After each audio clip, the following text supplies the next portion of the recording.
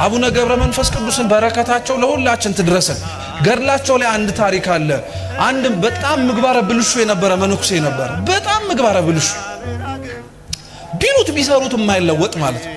እና ከዕለታት አንድ ቀን የአቡነ ገብረ መንፈስ ቅዱስ ተአምር ሲነበብ ሰማና በልቡ ነው፣ በአፉ ራሱ አላወራው፣ በልቡ እንዴት ያሉ ጻድቅ ናቸው እንደው አንድ ቀን ብዘክራቸው ብሎ አሰበ። መንገድ ላይ ሲሄድ ሽፍቶች አገኙትና ቀጥቅጠው ገደሉት እዛው።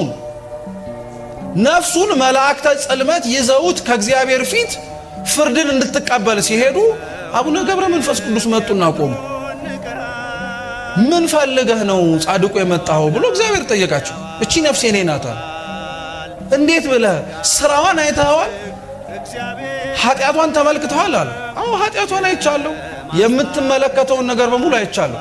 ግን አሉ አቡነ ገብረ መንፈስ ቅዱስ እድሜ ብትሰጠው ኖሮ እኮ በሐሳቡ ዘክርሃለሁ ብሎ አስቦ ይነበራል። ስለዚህ በፍጹም አይሆንም ማለት ይሄ አይደንቃችሁ? እየሰማችሁ ነው?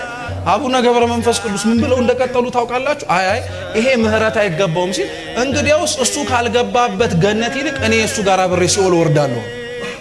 እኛ እንደዛ እናረጋለን።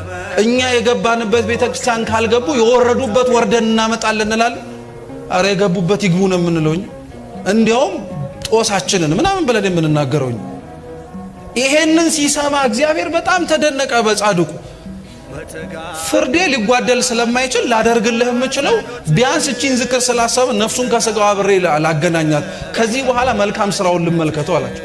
ነፍሱን ከስጋው አገናኝተው በጻድቁ ምልጃ ገነት እንዲገባ አድርገውታል። በረከታቸው ለሁላችን ትድረሰን።